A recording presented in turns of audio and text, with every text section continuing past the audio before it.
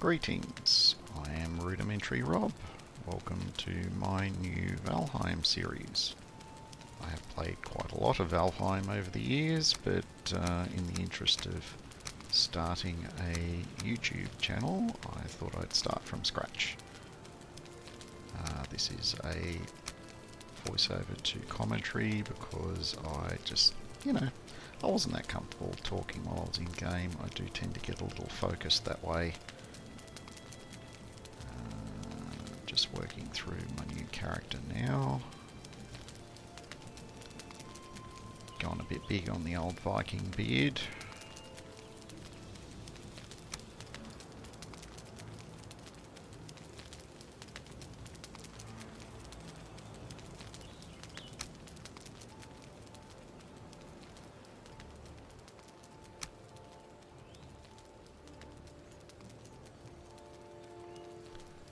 Okay, after creating a character, I now have a new world. That's the seed if anyone wants to follow along at home.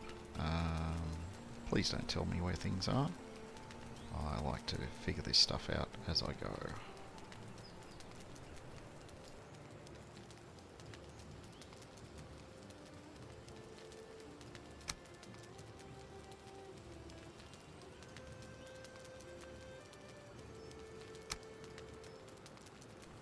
As you can see there, I'm just using normal settings for everything.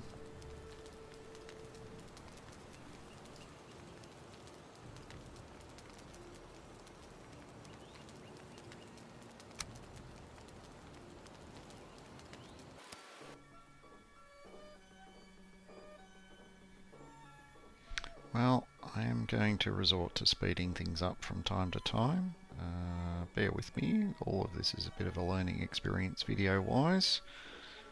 Stay tuned.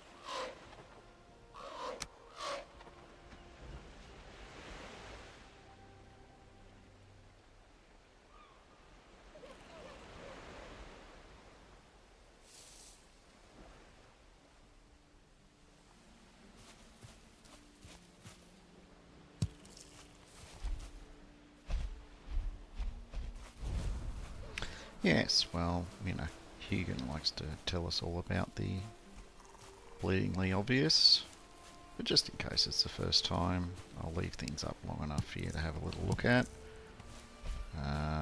Between myself and my friends that play the game, we come to refer to Hugan as Birdie Nom Noms. Don't ask me why, it just sounded funny at the time.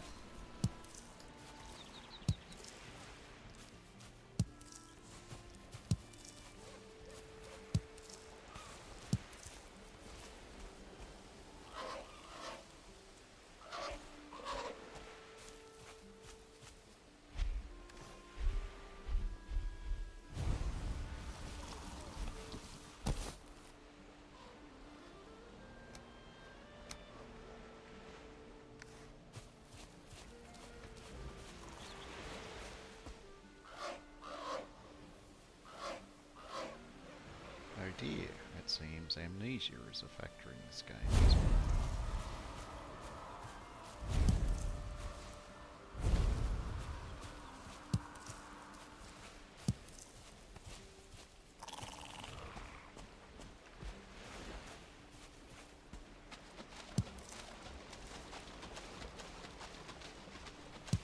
And we're off to collect the flint and 101 other things along our journey. Honestly, I have absolutely adored the art style of this game since I first started playing it. The lighting, everything, just 100% awesome.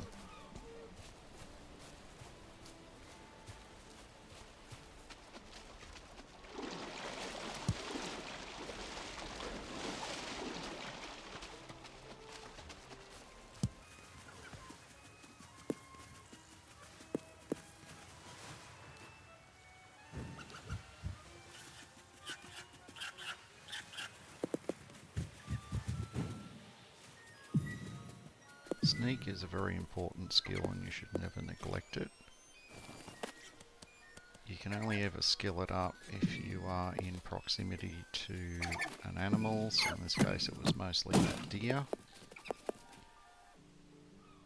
And the little eyeball, when you got a full eye like that, it means something can see me, and there's the little critter right there. If you're trying to evade something that wants to kill you, then you can potentially run away in bursts. Obviously, be conscious of your stamina use, but you know, you try and break line of sight and then stealth up. If you've got a full eye like that, chances are they still know where you are, in which case rinse repeat, hide behind another rock. When you start getting down to a little squinty eye, you'll find that you're pretty close to breaking contact. You can just kind of keep stealthing away a little bit at the time until eventually the eye disappears, and that means nothing has any clue about where you are at the moment. Useful tip if you happen to aggro something really hideous like a troll early in the game and you really don't feel like running back to your corpse.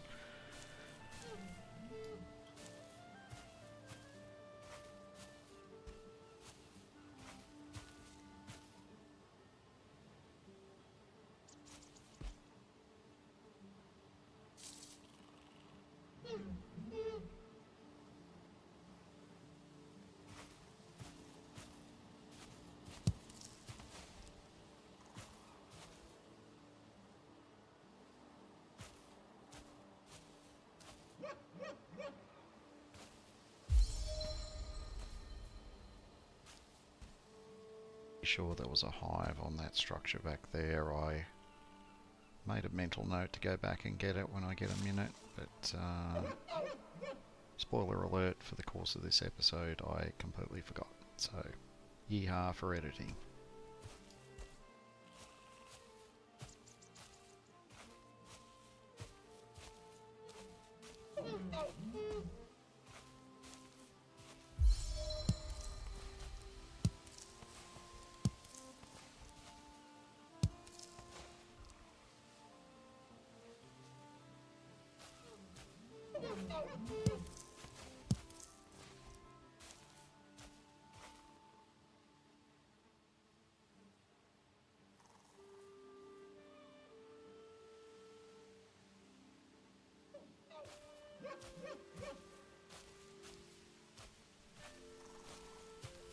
If you see me randomly pausing like I did by the tree there and you think, oh, he's gone AFK, actually no, I'm just stopping to let my stamina recover, because the whole time you're stealthing, anytime you move, you are draining stamina at an increased rate. So if your stamina ever runs out, you'll stand up and you'll be visible again.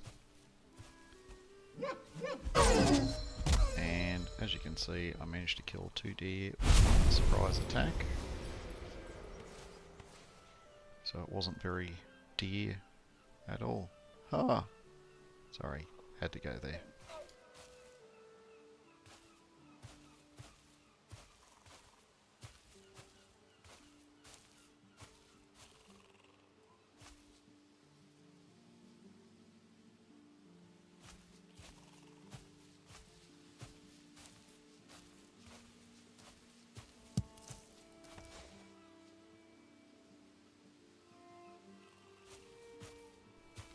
It may seem like I'm spending a lot of time and effort on killing deer, but you're going to find later in the episode you need a lot of deer leather for quite a lot of different things in the early game, and this is the easiest way of killing them with before you get to the point where you can make a bow.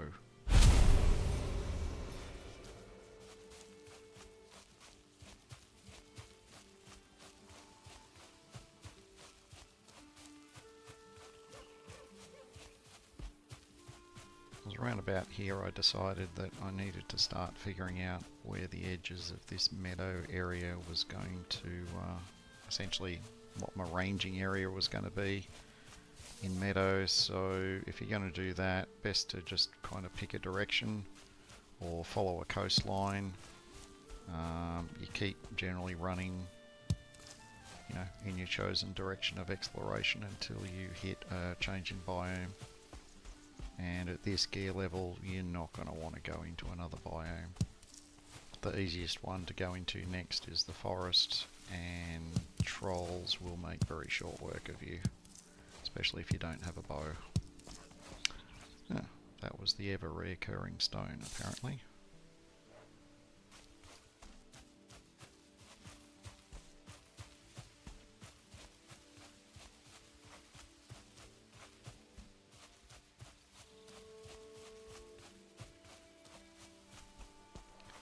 Little thing that I like to do, I can't remember if I did it for this particular patch, but anytime I find 3 or 4 or 5 or more raspberry bushes in one place, I will usually, or indeed any other type of resource, I'll usually put a marker on the map, because the berries do respawn periodically, and later in the game you go through tons of them with various recipes, so having some pre-marked groups of bushes on the map can save you a lot of time with gathering.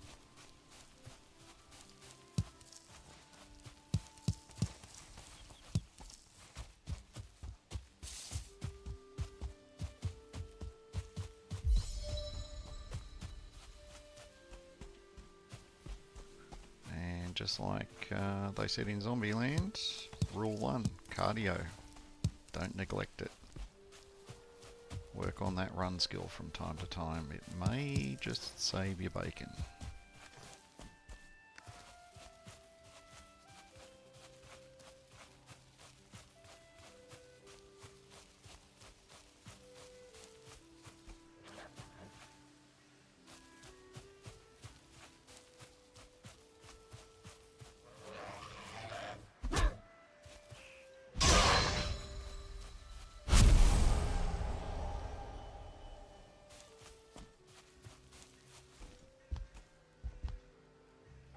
Yeah, so disappointing. Couple of broken beds, no chest, no hive. Yep, and jumping should always be part of your cardio routine. Yeah, another little speedy uppy bit. You know, targeting boars.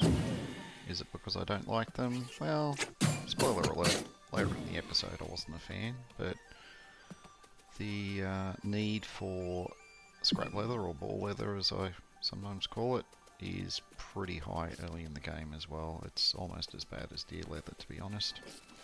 So anytime I find boars, and I've got to say this particular map has quite a lot. I'm going to say probably an above average amount of boar, which does tend to speed up my progression quite a bit.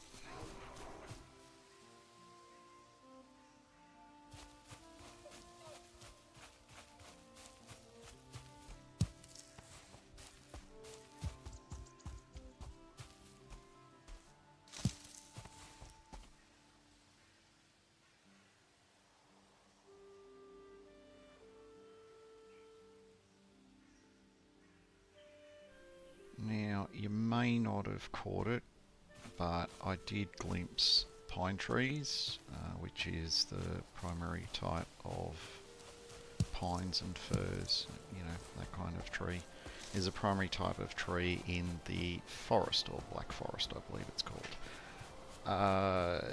Given how dangerous the, you know, wildlife can be in that particular biome, I'm electing to keep it at let's say arm's length of somebody who has some really long arms.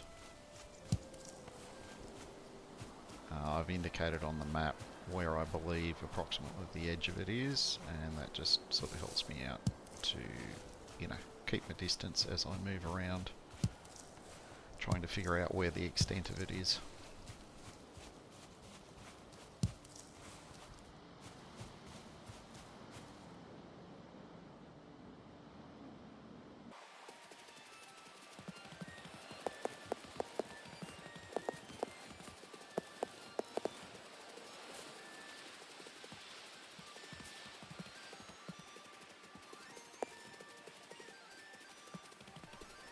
Alright, something really important to watch out for, and I honestly was not expecting to see it this close.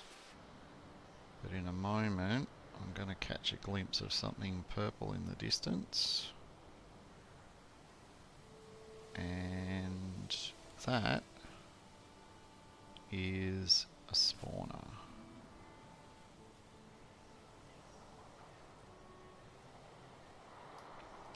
Spawners are generally, you'll see them much deeper in Black Forest. The fact this one is right on the edge is quite concerning. May come in handy later once I get a bit more gear, but for the moment it's capable of spitting out, you know, 3 grey dwarves. So grey dwarves are like the little yellow-eyed guys in the forest, the greylings, except they are stronger.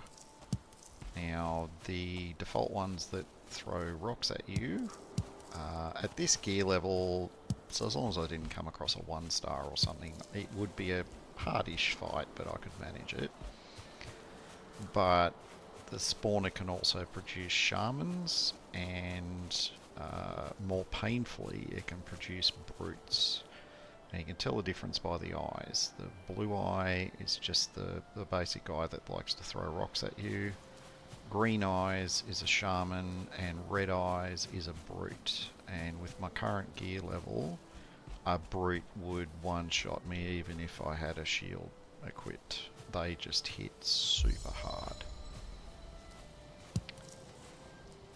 And I found these are actually a pretty good thing to come across. These little sort of abandoned farms. Inevitably there's usually a couple of pigs around, but equally usefully there's also a few raspberry bushes around. It's a bit hard to see in this light, but there's probably about half a dozen, maybe a dozen raspberry bushes spread around the various fenced off plots. This boar decided to be really annoying and run up on the 45-degree roofing, and as a player, like, you can run up there or jump up there, but you can't really stay stealthed. And if I do the roll thing to get up there, I'm going to use up all my stamina, so I just decided to let the boar live for now. Possibly a decision I may regret later, but, you know, it is what it is.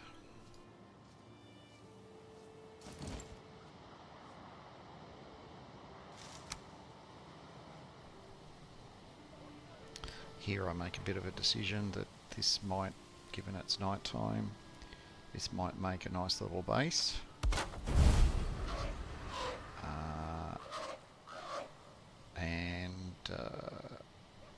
As it turns out, I end up expanding this a little bit later to make a bit more room. It's on some reasonably flat ground, and, you know, 3/4 of the work is done in terms of the structure, and repairing things is pretty easy to do. And I just needed to fill in a few holes, chuck a fire down,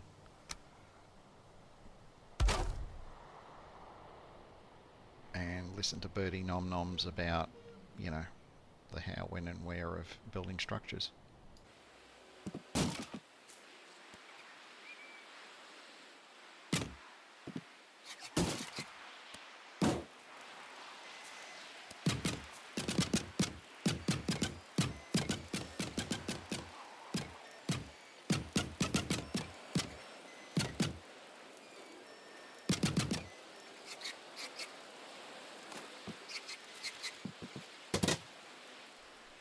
Minor facepalm moment, of course, realising I didn't quite have enough wood for a bed, but there's still plenty of wood around to be gathered.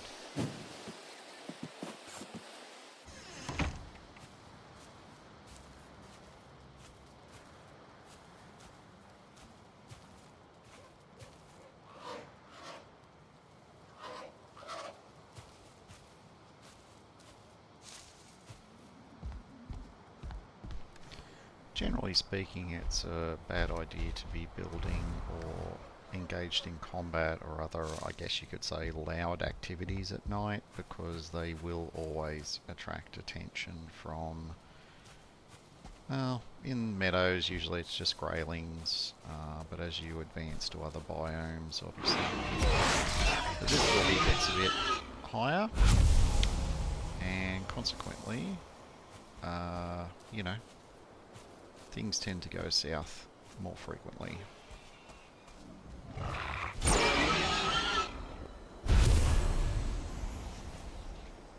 When you're killing mobs, if it's got a little yellow alert thing, even though I wasn't stealthed, it means I was surprising it. And with this little dagger, the shiv, it gets a 6 times damage bonus, which is why you are going to be seeing some very big numbers when I'm surprising various mobs along the way.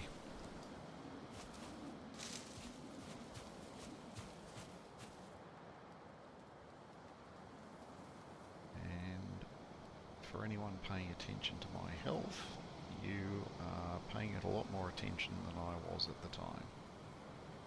Cough.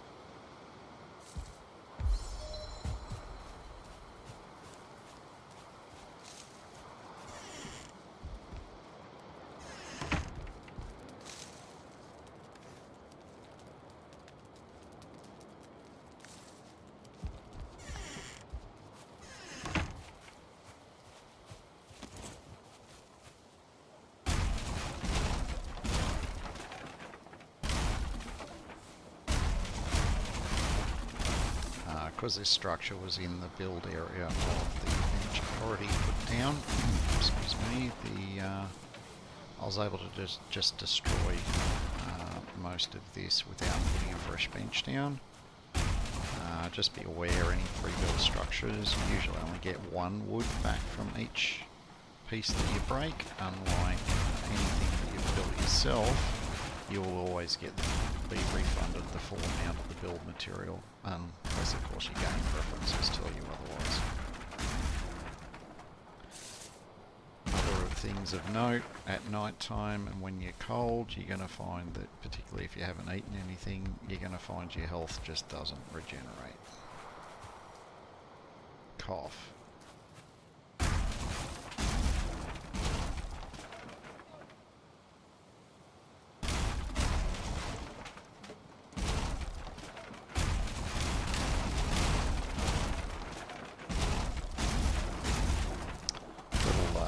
Tip to save wear and tear on your build hammer is because of the way the structure stability works. If you remove all of the bottom layer pieces, everything above that is no longer supported and it will just automatically fall down.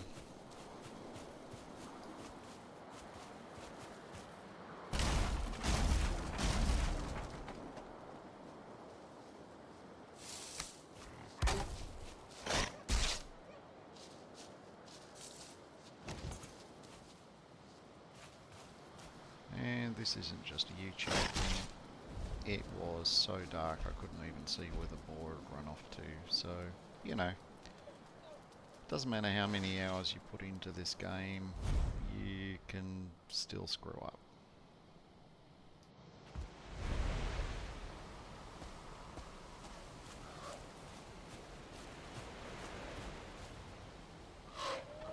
And here's Birdie Nom Noms with some slightly useful information, but to be honest, I'm just evaluating running back or just waiting out the night.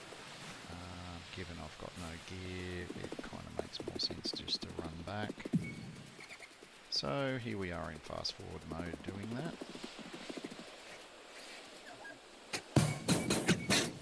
Even with no gear, if you try and block their first attack, you're in with a pretty good chance of killing them without losing too much health.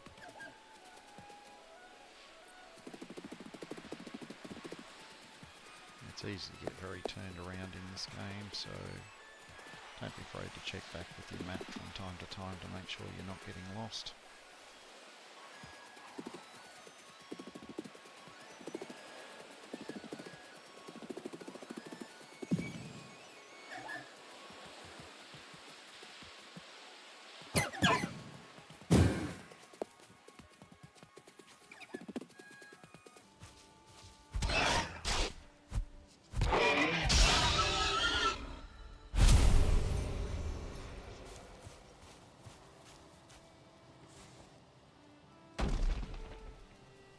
classic example of being ever focused on the task at hand. Not worried about putting my shirt back on or anything. You know, just straight back into destroying.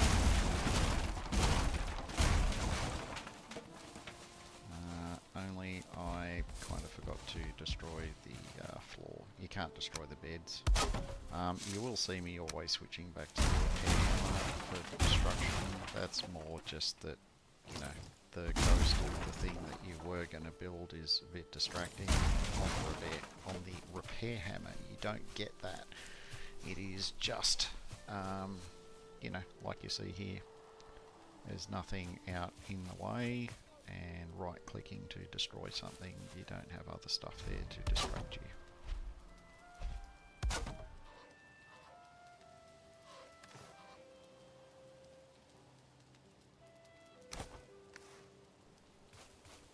Yeah, bit of a noob move. Accidentally over encumbered myself without realising it was over. Birdie Num Num showed up and wanted to tell me something, and then I put two and two together. Yeah, we all have our moments.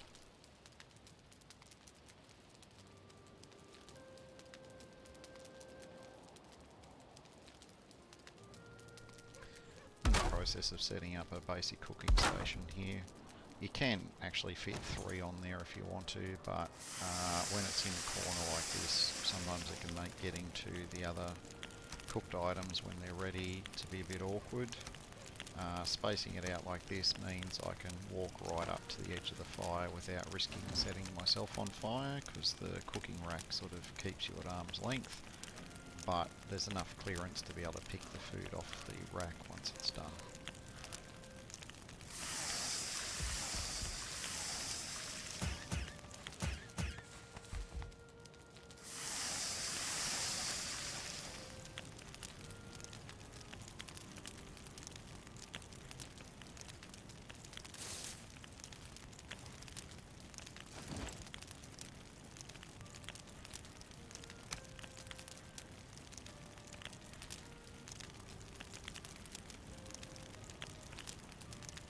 I hadn't really made the decision on whether this was going to be a permanent base or not at this stage, so I was just making everything fit as well as I thought I would. Spoiler alert, I'm going to end up doing some remodelling later and possibly regret putting my bed there, but I'll be able to move it later, it's not a problem.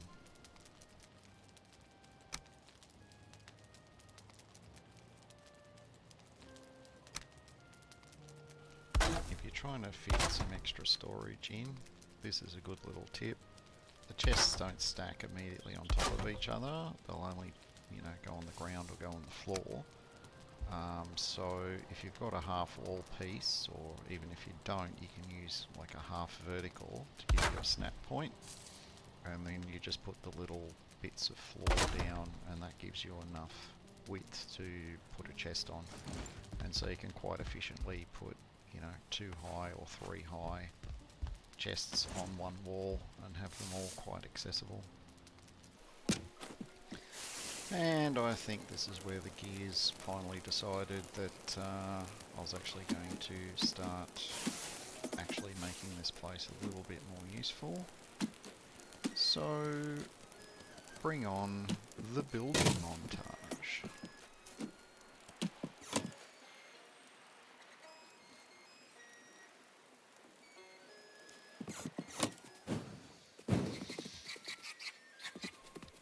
With quite a lot of destruction montage to the mix.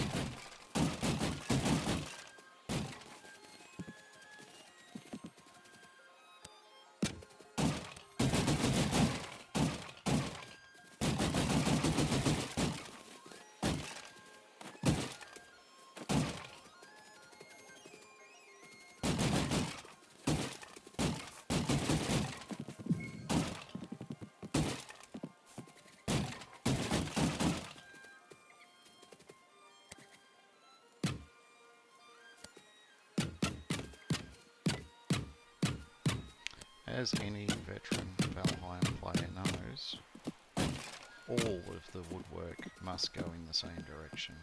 Floors, Walls must always have the little bar things on the inside, because, you know, the trolls will come and destroy your base if you don't do it that way. Well, maybe not, but in my head they will.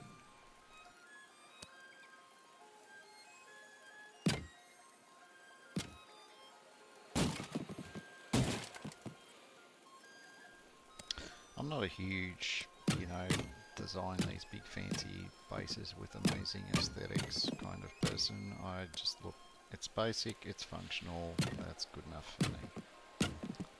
However, I did make one little problem here. My reach exceeded my grasp. I did not have enough wood to finish this build. And so we go back to collecting.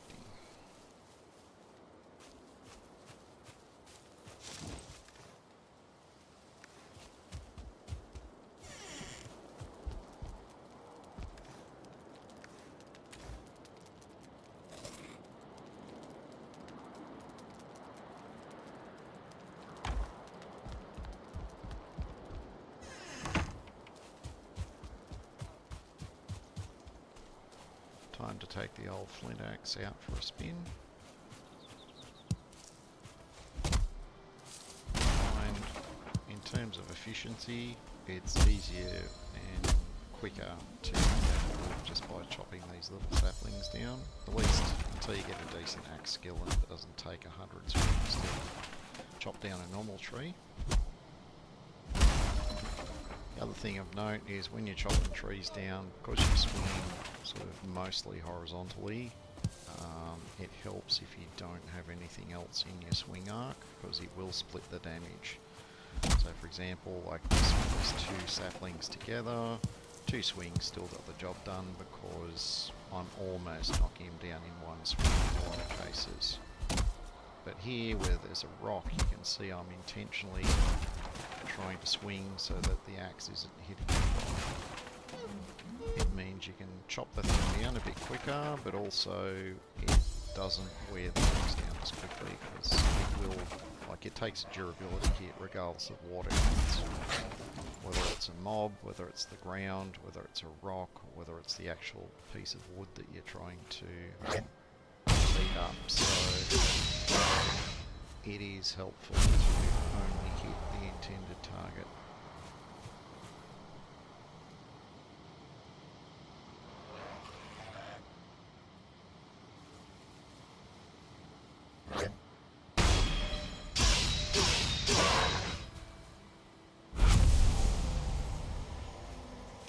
In standard melee, the dagger on a single hit may not hit very hard, but as you can see, you can do a lot of damage in a very short space of time. Or, if you want to sneak up behind it, you can very, very, very efficiently remove it of its life, pelt, meat, and the occasional trophy.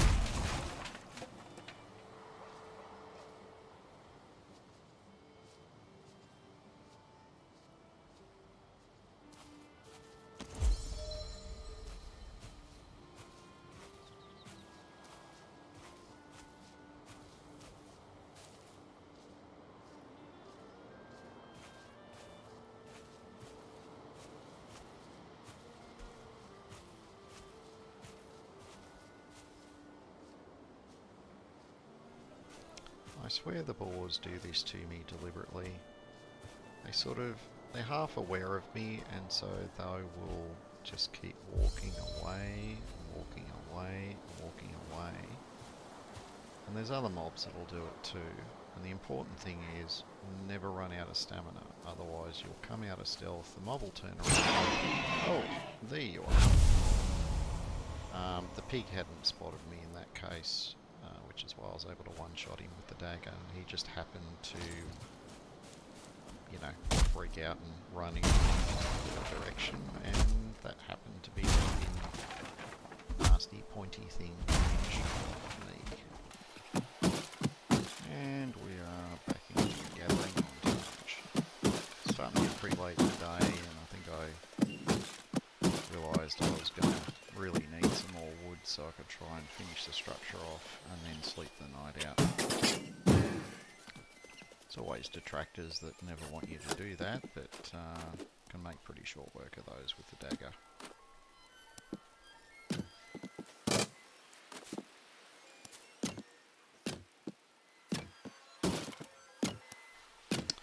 I do like to have a reasonably sealed structure. Don't ask me why.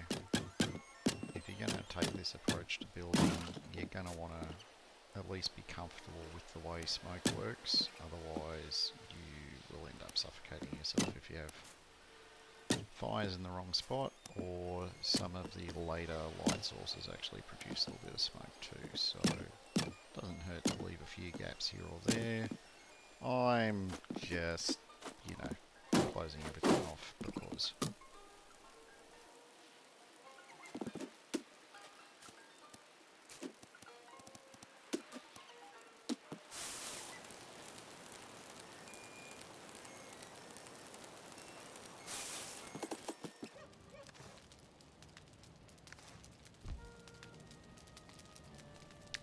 And here we go, sleeping the night out. Usually a good idea to do that periodically for no real practical reason other than ensuring that you are at least having a rested buff for some of the time. But for me, more just, I prefer running around during the day. It's easier to see things and you tend to cop a lot less aggro when you're fighting or building.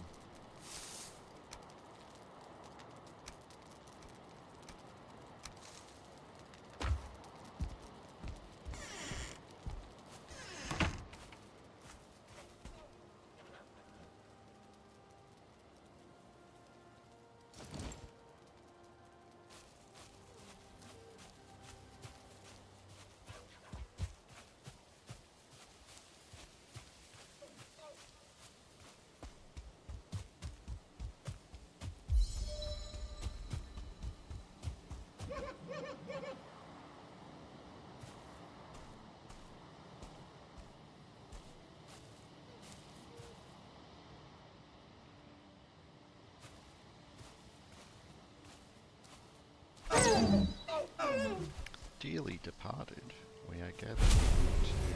Oh wait, just gather bits of your bits.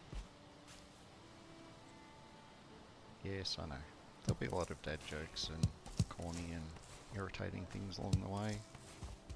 That's just how I roll. Anyway, I was really surprised to find two of these little abandoned farm slash village type arrangements quite so close together. From what I've recently learned about Valheim, that may be an indicator that this map may have a below average amount of meadows in it, because the structure count is worldwide, and to see so many structures in a reasonably small space can be an indicator that, you know, because the world's, you know, the seed is random, it can be an indicator that there may be less meadows in this map, relatively speaking, than some of the other maps I've played recently. So that may make for more room for other biomes in the future. Stay tuned to figure out exactly which biomes that might be.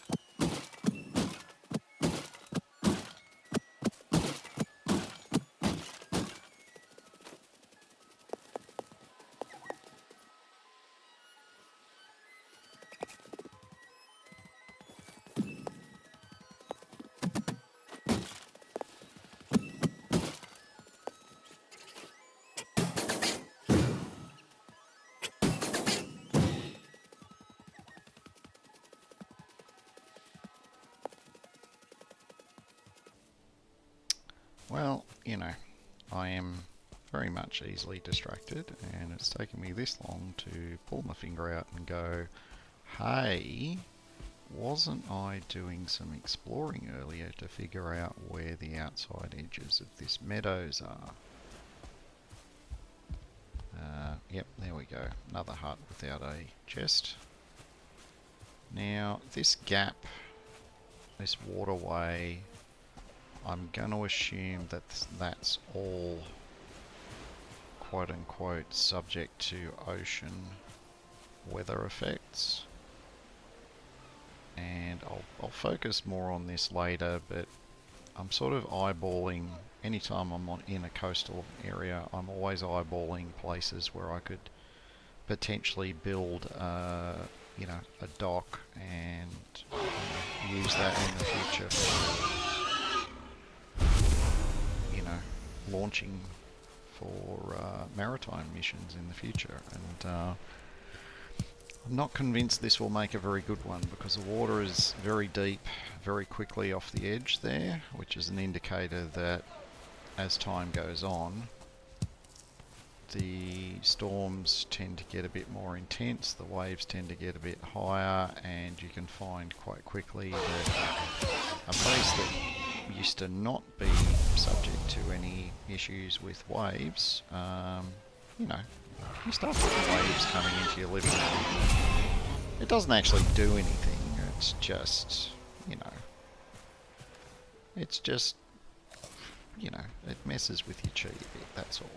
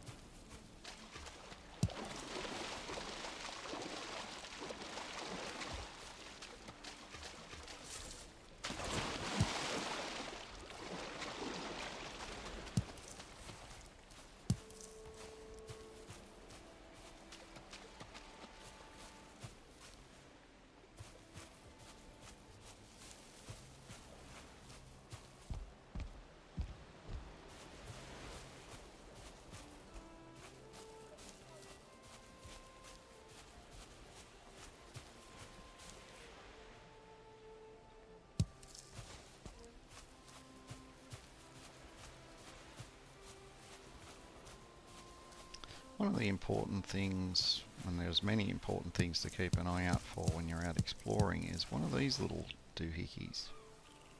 You might notice that the structure on these little lean-tos doesn't look like the other stuff, and it's because there's another material called corewood. As you can see, I've just picked some up and it's unlocked a bunch of recipes.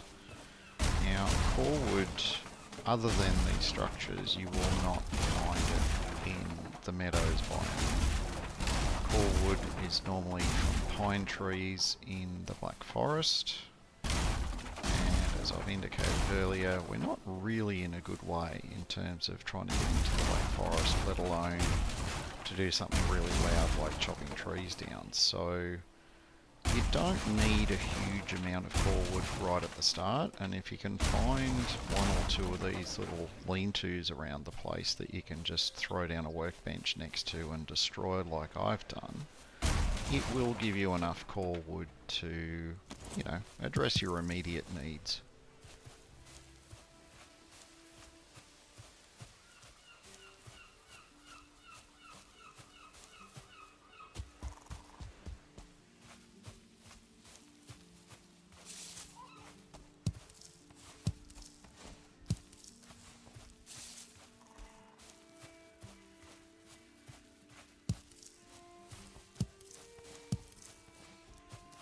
Yeah, unlike the random glances of little bits of pine tree and amongst everything else, there's two things that tell me that that is the edge of a black forest area. First of which is, you know, the pine tree style trees. But second, as I'm about to mark on the map, there is a square stone tower down there in the distance, and you will not get those. They're not naturally part of the meadows biome. You get them on the edge of the meadows occasionally, but they're always part of Black Forest. And here I am again, making myself encumbered.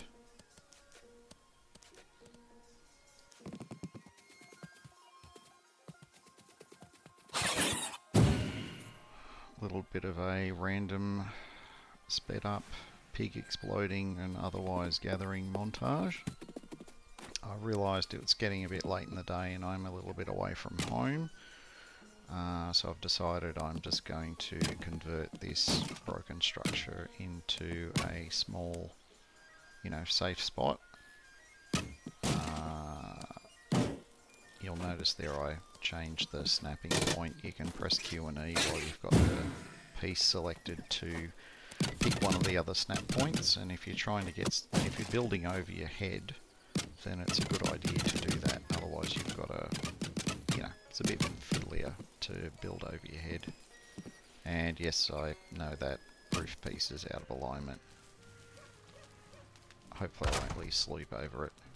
Speaking of sleep and rest, when I repaired the structure and put a fire down, you would have noticed that I got comfort level 3. I'm now up to comfort 5 because I built the core wood sitting bench.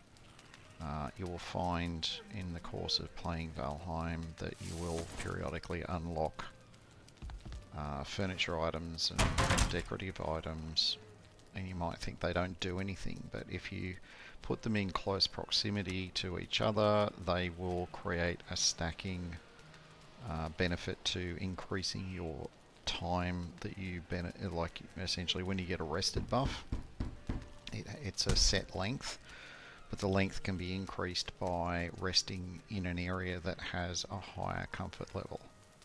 And so even though this is just a random shack in the woods, so to speak, I had a little bit of core wood on me and I knew I had enough to do the stuff back at base, so I thought, I'll just make my night's sleep a little bit more comfy.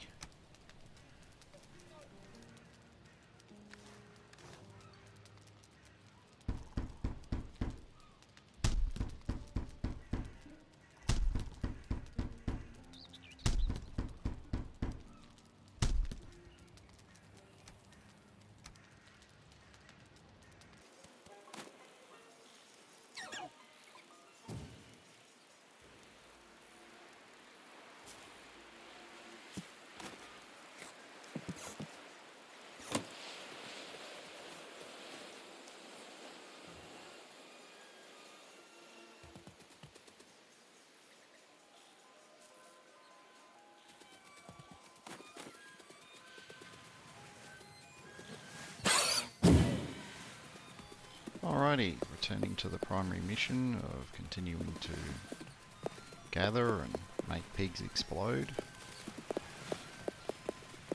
I've reminded myself I do need quite a lot of flint for some bench upgrades once I get home, so I'm choosing to pick up quite a lot on the way back.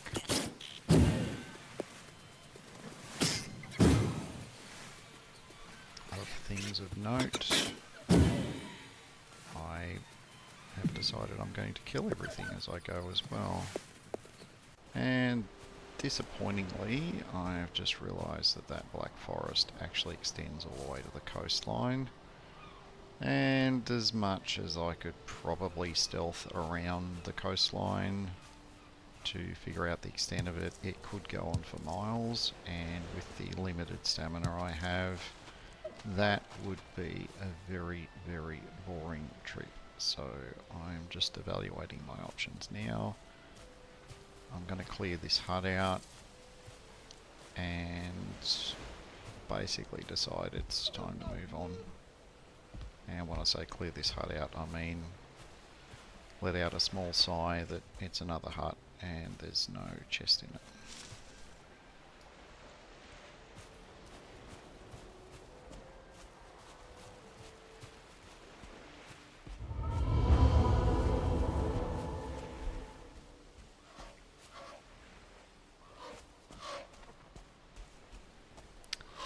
And this is Birdie Num Nums telling me what I already know, which is this place is not a great idea and I should turn back, and then he promptly spawns further into the Black Forest to make me talk to him.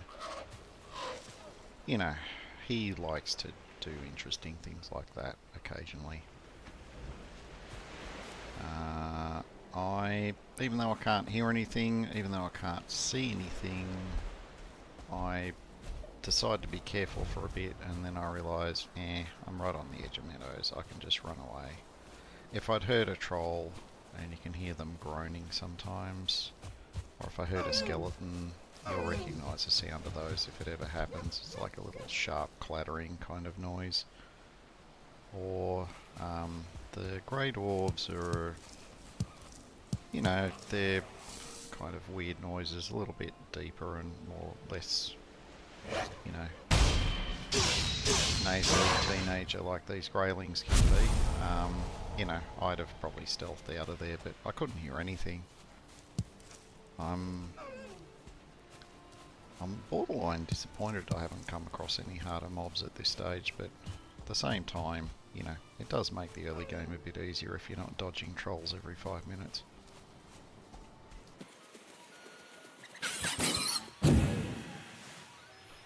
And welcome to another murder montage, brought to you by the dagger to start with, but I reminded myself that I'd actually made a bow, except I apparently have taken quite a few shots to get my eye back in again. Oh, 1-star boar. Yes, it takes me a few hits to, or a few goes to get my eye back in with the bow. Some of it is probably just because I had basically 0 hits in the bow. But it usually, you know, give or take half a dozen shot wasted arrows, I usually get my eye in. Clearly we haven't quite reached that point yet. And yet another hut without a chest. Woohoo and stuff. Just fast forwarding this bit because we'd kind of covered most of this coastline before in one way or another. How dare they interrupt me putting a pin on the map? Aha. Welcome to the land of exploding seagulls.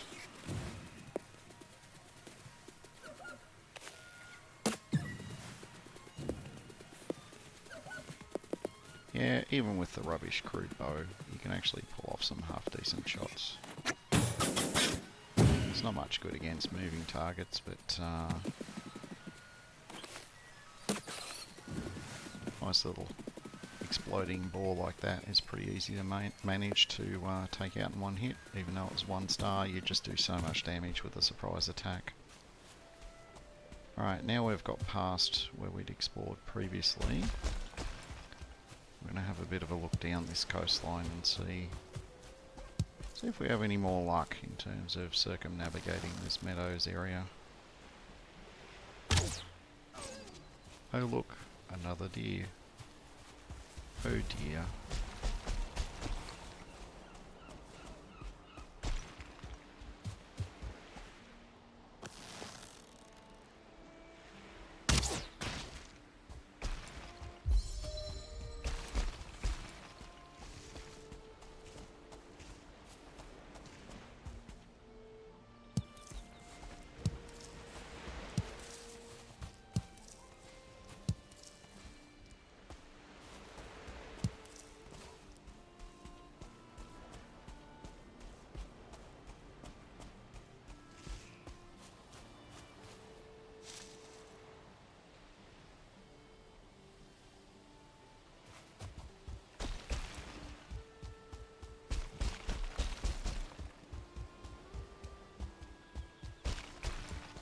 I initially thought this light area up here was just an effect of the lighting on the rock face, but it's actually the edge of the snow. Now the snow for the mountain biome always sort of overlaps into like adjacent biomes, sometimes by quite a bit, which seems to be the case here, but mountains are, let's just say there's a lot of very dangerous things in the mountains biome. If you think trolls are a problem, yeah, we're not going to want to go anywhere near this. I did keep my ear out for any wolves, because you can hear them howling and making interesting noises, but there didn't seem to be any in this area, and it's probably an indicator that it's actually, you normally need to get a fairly decent amount of a biome before you start seeing any more dangerous mobs appearing in it. I mean, that's not to say any particular, amount of mountains biome is required to get wolves, but if it's only a small one, the chances that you're only going to ever see one wolf is much, much, much higher. This time you may have noticed that I was actually paying attention to my health. I did get quite low. I was reasonably determined to avoid a corpse run because I was starting to feel like this game session was starting to get a little on the long side. So I had to deploy some slightly less rudimentary gaming skills. Sorry, I'll try not to do that too often. Oh look, another dead deer. Who'd have thunk it?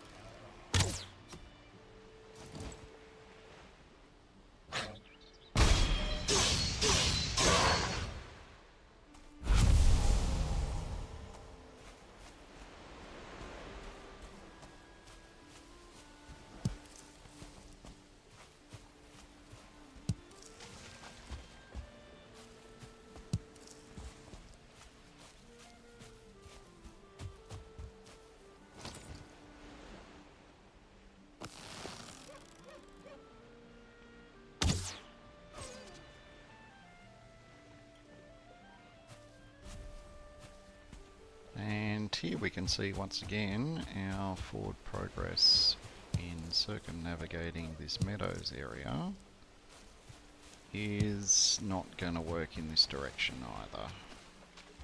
I mean, it was a given that we were going to run into more Black Forest eventually, but I felt like I probably should have got a little bit further before I was going to run into it again, but apparently not.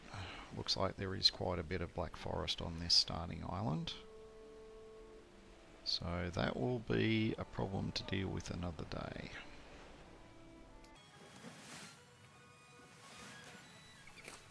I realised it was getting quite late in the day. I didn't really want to be risking building that close to Black Forest, so I decided to backtrack back to my main base so I could, you know, build some upgrades and put a lot of this awesome fat loots where it needed to be. I did pause a couple of times along the edge of this snow line just listening for wolves, but again, I didn't really hear anything. At night time is when they can spawn in greater numbers. Looking at the amount of the map that I've explored, I feel like that mountain area is absolutely tiny. Barely a postage stamp, so I don't think it's going to bother me very much. Just fast forwarding all the way back to base here. Not much of anything really happened on the way back, even though it was night time. I was just walking back and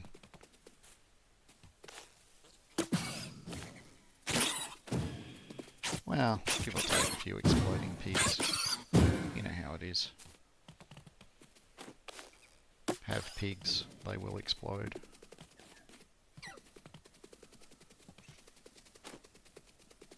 I think I was being followed by a greyling for a little bit there, but he didn't seem particularly interested in catching up to me. Yep, those oak trees, you need the next axe up.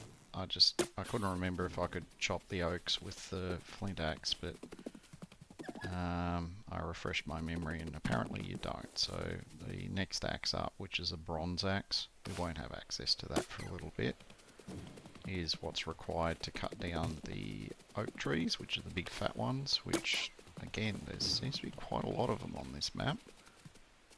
And the, can't remember the name of them, the white barked,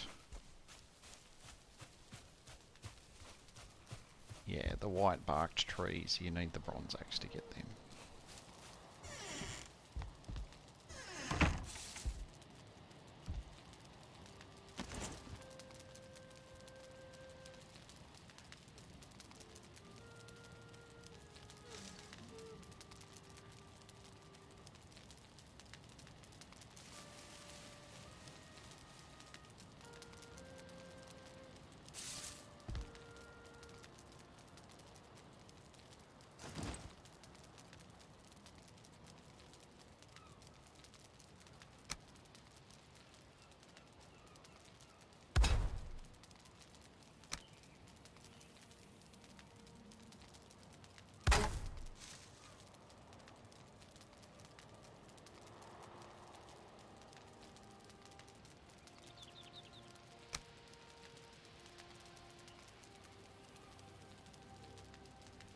Alright, here I am building the workbench upgrades. That's the tanning rack. And I've just realised I need a little bit more flint for the chopping block. But with these two built, it's going to upgrade my workbench to level 3, which will in turn allow me to upgrade my equipment, which I will do in a moment. I think I've just realised I need to allow a little bit more room around my workbench for future upgrades, but we're going to save that for another episode.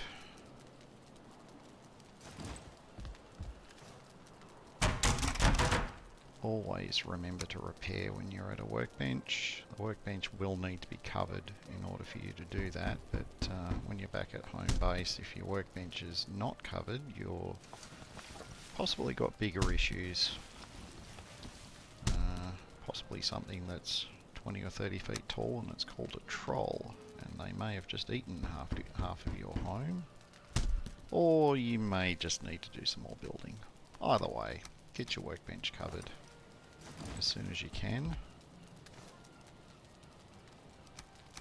Making a little bit of armour for myself to be a bit less squishy, because I've already got a rag tunic and I don't have enough leather for both the tunic and the pants in the deer leather. I've just elected to make the pants. You know, I don't know how I can run around the way I have without pants on, but some of these games are a bit strange that way.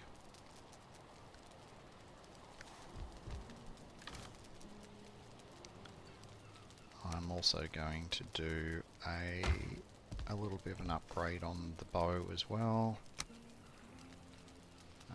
Upgrades generally add more durability, so you can go longer between repairs if you need to. But in the case of weapons, it usually entails a bit of an increase in damage as well.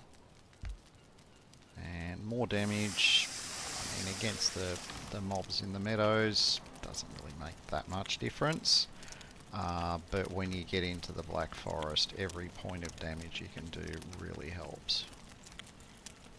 I'm electing not to cook everything because I seem to be a tad rusty with the low level recipes, but I do remember some of them want raw meat. I know there's later recipes that need raw boar meat. I just can't remember for the life of me whether the deer meat needs to be cooked or not, so I'm just keeping some raw just in case. It's not that it's that hard to gather deer, and there does seem to be quite a huge supply of them on this map.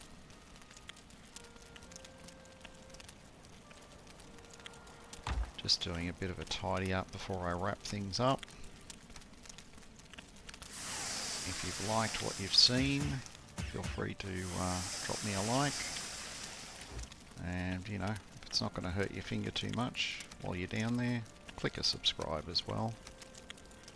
I don't know what sort of schedule I'm going to keep in terms of doing these videos. I may try and do them weekly, but if you want to hit the little notification bell, it will save you trying to work that out for yourself, and YouTube hopefully will notify you anytime I do any uploads in the future.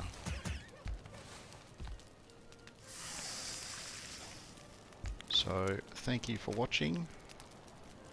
Have yourself a fantastic day regardless of what you're doing, and